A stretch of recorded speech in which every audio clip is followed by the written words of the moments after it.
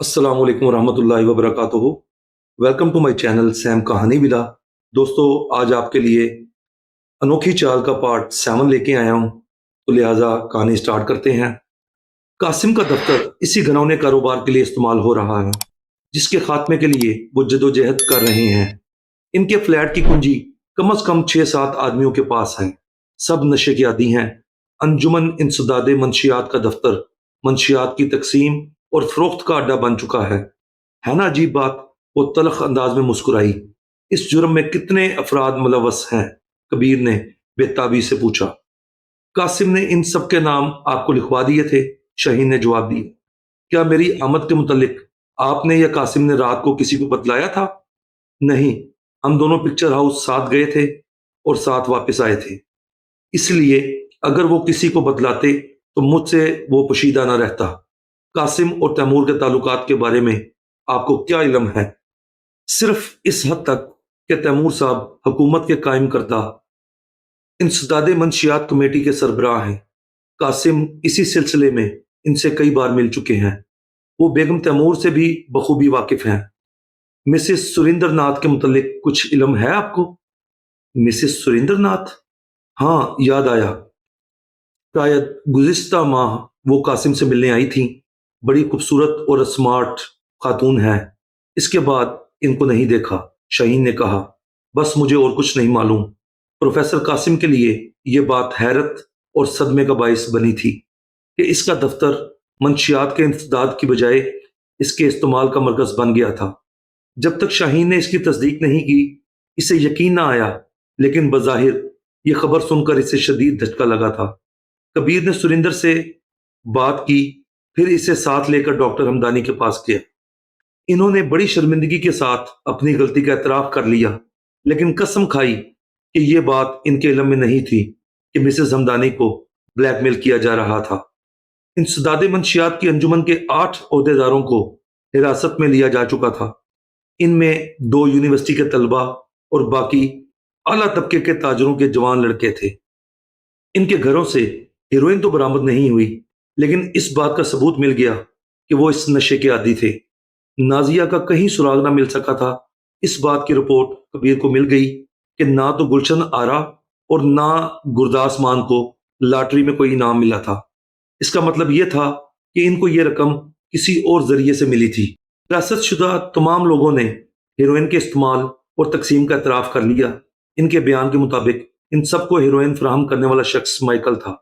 वो काफ़ी मिकदार अंजुमन के दफ्तर में जखीरा रखता था, लेकिन किसी ने इस सिलसिले में कासिम का नाम नहीं लिया था। जितनी रकम हीरोइन की फरोख्त से मिलती, इसका 10% इनको देकर बाकी माइकल ले लेता था। लेकिन क्या यह मुमकिन था कि कासिम को इस तमाम कारोबार का बिल्कुल इल्म नहीं रहा हो? और फिर इंस्पेक्टर कबीर को इत्तला मिली कि माइकल को होश आ गया था। वो सीधा अस्पताल पहुंचा। माइकल का सर पट्टियों में लिपटा हुआ था। हीरोइन की तलब से वो शदीद अजियत में मुब्तला था। डॉक्टरों के मशवरे पर कबीर राजी हो गया कि इसे इंजेक्शन दे दिया जाए। इसकी आवाज़ बिल्कुल उस शख्स से मिलती थी जो नादिया को फ़ोन करता था। इसने बतलाया कि इसने सिर्फ फरार होने की गरज से कबीर पर हमला किया था, लेकिन इसका हैरत अंगेज इंकशाफ ये था कि सारा कारोबार प्रोफेसर कासिम की सरपरस्ती में करता रहा था। इंस्पेक्टर कबीर शदीद उलझन में गिरफ्तार था। इसने अपने डायरेक्टर की यह तजवीज़ रद्द कर दी थी कि कासिम को गिरफ्तार किया जाए। जाने क्यों, इसे अब भी प्रोफेसर की बेगुनाही पर यकीन था। वो अस्पताल पहुंचा तो बेगम हमदानी को होश आ चुका था।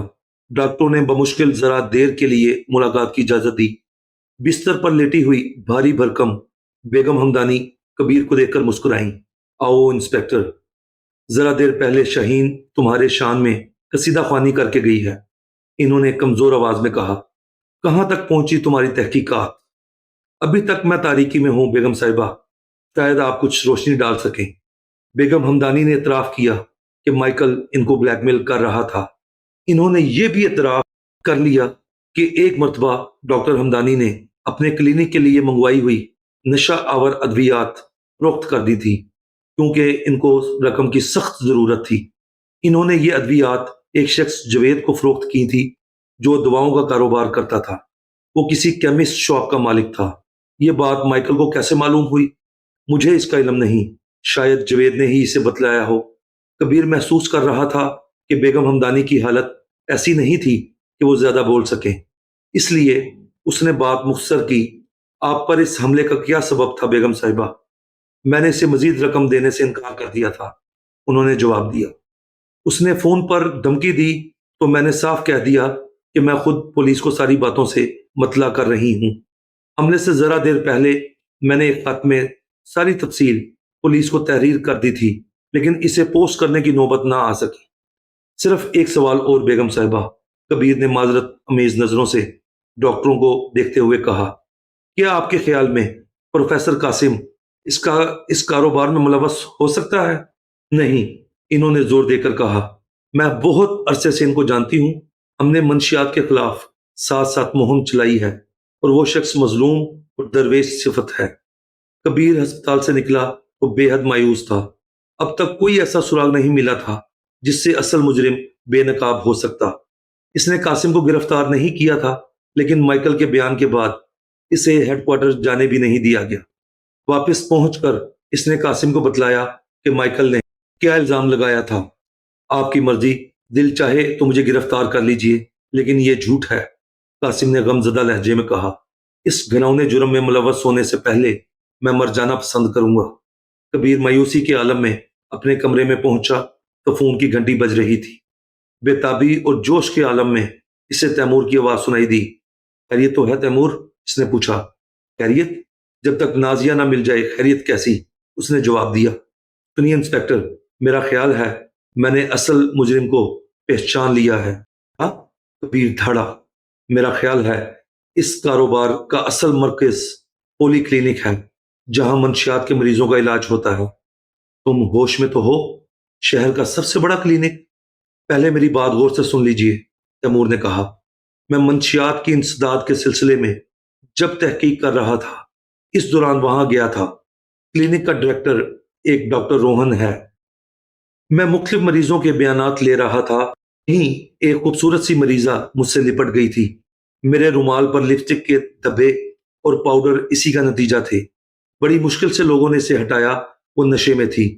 ڈاکٹر روہن تحقیقات کے دوران خود میرے سامنے نہیں آیا، ہمیشہ دوسرے ڈاکٹروں کو بھیج دیتا تھا۔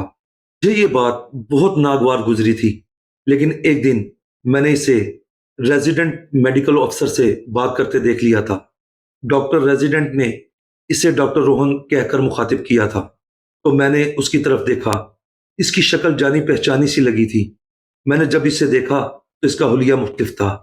بہت عرصے کی بات ہے، اس وقت اس کا سر گھٹا ہوا تھا، اب گھنے بال ہیں، اس کے ایک کان کی لو غائب ہے۔ اور مجھے ابھی یاد آیا ہے، ڈاکٹر روہن جیلی نام ہے، اس کا اصل نام جاوید ہے۔ جاوید؟ وہی جس نے میرے پاپا، بھائی جان اور نازیہ کی ماں کو قتل کیا تھا۔ میں اسے زندہ نہیں چھوڑوں گا۔ نہیں تیمور، انسپیکٹر چلایا، تم کچھ نہیں کرو گے، یہ کام میرا ہے۔ تم کلینک کا رخ بھی نہ کرنا۔ اگر 1 گھنٹے کے اندر اندر آپ کا فون نہیں آیا تو میں بھی کلینک پہنچ جاؤں گا، اس نے کہا، لیکن فون کا سلسلہ منقطع ہو چکا تھا۔ پولی کلینک کی طویل 6 منزلہ عمارت کے گرد بلند 4 دیواری تھی۔ تمام کھڑکیوں کے گرد لوہے کی مضبوط سلاخیں لگی ہوئی تھیں اور تمام دریچے بند تھے۔ کبیر کے پہنچنے سے قبل پولیس نے ہر سمت ناکہ بندی کر لی تھی۔ کبیر وہاں مسز سریندر سے ملنے کے بہانے پہنچا تھا۔ ریزیڈنٹ میڈیکل آفیسر نے اپنی پریشانی چھپانے کی ناکام کوشش کرتے ہوئے کہا، آپ ضرور ملیے مسز سریندر ناتھ سے، میں آپ کو ساتھ لے کر چلتا ہوں۔ بڑا قابل رحم کیس ہے، ہم تو ساری کوشش کر کے ناکام ہو چکے ہیں۔ شاید وہ آپ کو اس ظالم کا نام بتلا دیں جو ان کو یہ زہر فراہم کرتا ہے۔ کبیر لفٹ کے ذریعے تیسری منزل پر پہنچا۔ اس کے لیے یہ اندازہ کرنا مشکل تھا کہ ریزیڈنٹ کو کس حد تک شبہ ہو چکا ہے۔ بستر پر لیٹی ہوئی مسز سریندر ناتھ نے لا تعلقی کے انداز میں ان کو دیکھا۔ کمرہ نیم تاریک تھا۔ ڈاکٹر نے لائٹ جلائی۔ کبیر نے غور سے مسز سریندر ناتھ کو دیکھا اور چونک اٹھا۔ وحشت زدہ چہرے کے باوجود وہ پہچان گیا، استعمال سے پہلے اور استعمال کے بعد۔ یہ عورت وہی تھی جس کی تصویریں تیمور کو ملی تھی۔ کبیر کا دل زور زور سے اچھل پڑا۔ اس کے شبے کی تصدیق ہو چکی تھی۔ مسز سریندر خوف زدہ نظروں سے انسپیکٹر کو دیکھ رہی تھی۔ مسز سریندر ناتھ، دیکھیے آپ سے ملنے کون آیا ہے، یہ انسپیکٹر کبیر ہیں۔ انسپیکٹر؟ عورت نے خوف زدہ لہجے میں سرگوشی کی۔ میں کچھ نہیں جانتی، میں نے کچھ نہیں کیا۔ گھبرائیے نہیں میڈم، میں آپ سے ملنے آیا ہوں، کبیر نے تسلی دی۔ آپ نے چند روز قبل جو تصویریں کھنچوائی تھی وہ بڑی اچھی تھیں۔ او ہاں، ڈاکٹر روہن کہہ رہے تھے۔ میں اب بالکل ٹھیک ہوں، اس نے آہستہ سے کہا۔ لبوں پر خفیف سی مسکراہٹ رقص کرنے لگی تھی۔ آپ واقعی بالکل ٹھیک ہیں؟ ریزیڈنٹ نے جلدی سے کہا۔ وہ بہت پریشان نظر آنے لگا تھا۔ انجیکشن، مجھے انجیکشن دو ڈاکٹر، اس نے التجا کی۔ جلدی کرو۔ ریزیڈنٹ نے گھبرا کر کبیر کی طرف دیکھا۔ کبیر بلا کچھ پوچھے کمرے سے باہر نکل آیا۔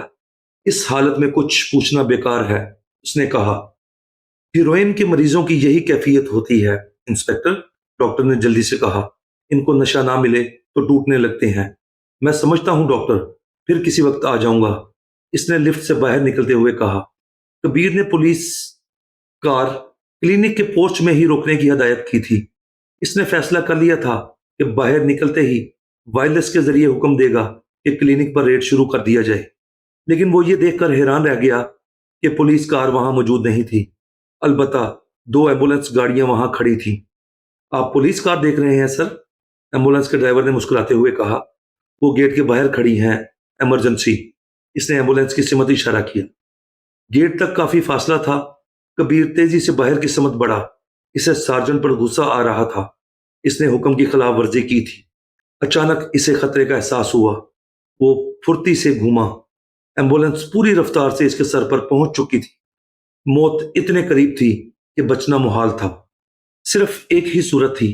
ایمبولینس چند فٹ کے فاصلے پر تھی کہ کبیر نے خود کو پشت کے بل گرا دیا۔ اس کا سر زور سے پختہ سطح سے ٹکرایا۔ انجن کی گرمی کے ساتھ ایک لمحہ کو محسوس ہوا کہ بھاری پہیے اسے کچلتے ہوئے گزر جائیں گے۔ بائیں بازو میں اذیت محسوس ہوئی اور دوسرے ہی لمحے ایمبولینس گزر چکی تھی۔ وہ بچ گیا تھا، لیکن خوف سے جسم مفلوج ہو چکا تھا۔ سورج کی روشنی سے آنکھیں چکا چوند ہو رہی تھی۔ پولیس کی تیز سیٹی نے کبیر کو سکتے سے چونکا دیا تھا۔ سارجنٹ کو اپنی سماعتیں دیکھا۔ وہ مسلسل سیٹی بجا رہا تھا۔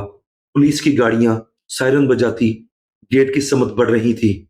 کبیر صرف ایک بات سوچ رہا تھا کہ ڈاکٹر روہن اور ریزیڈنٹ آفیسر کو بھاگنے کا موقع نہیں ملنا چاہیے۔ اس نے الٹنے کی کوشش کی۔ کئی ہاتھوں نے سہارا دے کر اسے کھڑا کیا۔ کبیر کا سر چکرا رہا تھا۔ کلینک سے کوئی باہر نہ نکلنے پائے۔ سارے راستے بلاک کر دو، اس نے حکم دیا، اور تب اس نے دیکھا کہ دونوں گیٹ پولیس کی گاڑیوں نے بلاک کر دیے۔ وہ سارجنٹ کے ساتھ ڈاؤن میں کھڑا تھا۔ ہر سمت پولیس نظر آ رہی تھی۔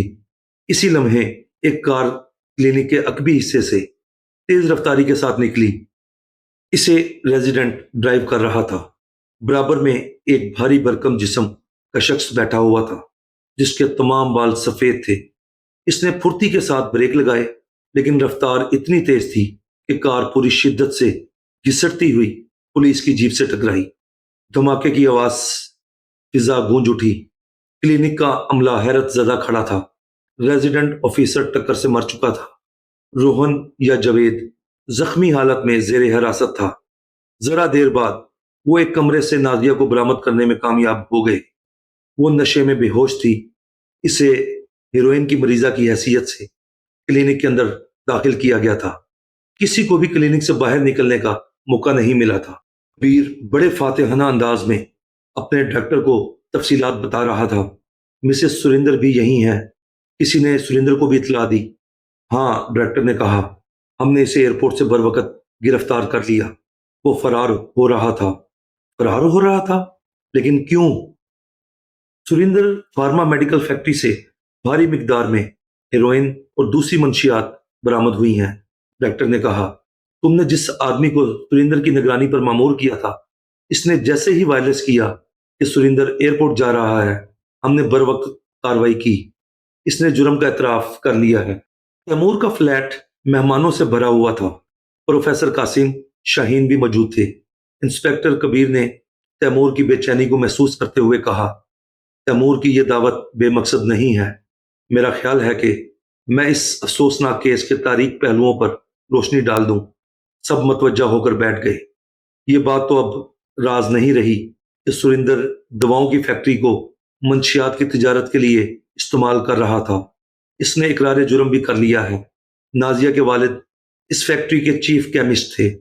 एक दिन इन्होंने इस राज को जान लिया। दवाओं के नाम पर हेरोइन की काफी मिकदार उसी दिन आई थी। इन्होंने बड़ी होशियारी से इस पर रखी हुई हेरोइन के 2 डब्बे अपनी कार में छुपा दिए। वो इसे पुलिस तक सबूत के तौर पर ले जाना चाहते थे, लेकिन ये बात किसी तरह सुरिंदर को मालूम हो गई। इसने रास्ते भी में इनको कत्ल करा दिया। लेकिन परेशानी की बात यह थी कि कार से हीरोइन के डब्बे बरामद ना हो सके। इन्हीं की तलाश नाजिया की मां और तैमूर के वालिद और भाई के कत्ल का शाखसाना बनी। कत्ल की रात जावेद या रोहन का चेहरा तैमूर और इसकी मां ने शनाख्त कर लिया था, लेकिन वो ऐसा फरार हुआ कि फिर पुलिस तलाश ना कर सकी और ना कोई और। इसने चाय का घूंट लेकर सिगरेट जलाई और सबके मुंतजिर चेहरों की तरफ देखकर मुस्कुराया। इसका सबब यह था कि सुरेंद्र ने डॉक्टर रोहन के फर्जी नाम से पोली क्लिनिक खरीद कर इसको क्लिनिक का डायरेक्टर बनवा दिया था। किसी को यह शुबा ना हो सका कि जवेद ही डॉक्टर रोहन है। इत्तेफाक से सुरेंद्र के भाई की बीवी को यह इल्म हो गया कि सुरेंद्र और इसका भाई ये गनोना कारोबार करते हैं। वो शोहर से झगड़ा करके घर से निकली। इसने धमकी दी थी कि पुलिस को खबर देगी और इसके शोहर ने घबरा कर सुरेंद्र को इतला दी और इसने अपने ड्राइवर की मदद से कार से टक्कर मारकर इसे हलाक करवा दिया और ड्राइवर गायब हो गया। इसने हुलिया बदलकर माइकल का रूप धार लिया था। इस हादसे के 2 गवाह थे, गुलशन आरा और सूबेदार गुरदास मान। दोनों की जबानें भारी रकम देकर बंद कर दी गई। लालच और नशा इंसान को अंधा कर देते हैं। चलाक माइकल ने प्रोफेसर कासिम की अंजुमन में शामिल होकर यह धंधा अलग शुरू कर दिया था। दासमान और गुलशन आरा इसके आलाकार बन गए हैं, क्योंकि झूठी गवाही देने के बाद माइकल इन्हें ब्लैकमेल करता रहा था। कारोबार फलता फूलता रहा।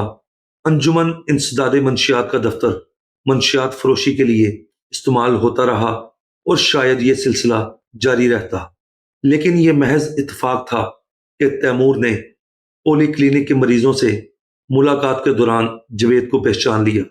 जवेद को यकीन न था, लेकिन फिर भी इसने माइकल को इसकी निगरानी पर मामूर कर दिया।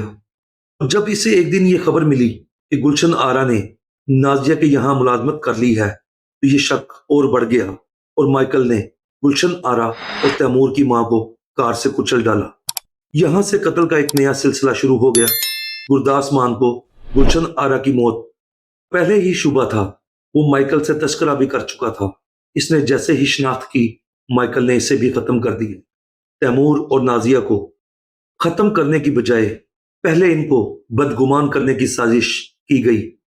फिर तैमूर को ठिकाने लगाने की नाकाम कोशिश से बदहवास होकर नाजिया को अगवा कर लिया गया, ताकि तैमूर को जुबान बंद रखने पर मजबूर किया जाए। इसने फ्लैट को आग लगा दी ताकि सारा रिकॉर्ड जल जाए। इसे वहम व गुमान भी नहीं था कि मैं अचानक वहां पहुंच जाऊंगा या वो गिरफ्तार हो जाएगा। इंस्पेक्टर ने एक लम्हा रुककर सबको दम बखुद बैठे देखा, फिर कहना शुरू किया। माइकल ने बड़ी खूबसूरती से प्रोफेसर पर इल्जाम लगाया। बज़ाहिर तमाम सबूत भी यही इशारा करते थे कि प्रोफेसर इस कारोबार में मुलवस है। खुद मेरा जहन कई बार ये सोचने पर मजबूर हुआ, लेकिन तैमूर को बर वक्त याद आ गया कि डॉक्टर रोहन दरअसल जवेद है, और यूं हम इस ग्रोह को ठिकाने लगाने में कामयाब हो गए। लेकिन आपने ये नहीं बतलाया कि मिसेस हमदानी पर कातलाना हमला क्यों हुआ? नाजिया ने पूछा। तैमूर को मालूम है, इंस्पेक्टर ने तैमूर की तरफ देखकर कहा। डॉक्टर हमदानी ने बहुत अरसा कबल जावेद के हाथ कुछ नशावर अद्वियात फरोख्त कर दी थी। माइकल को यह राज मालूम था। इसने बेगम हमदानी को ब्लैकमेल करना शुरू कर दिया, और जब बेगम साहिबा ने धमकी दी तो इनको ठिकाने लगाना इसके लिए ضروری ہو گیا۔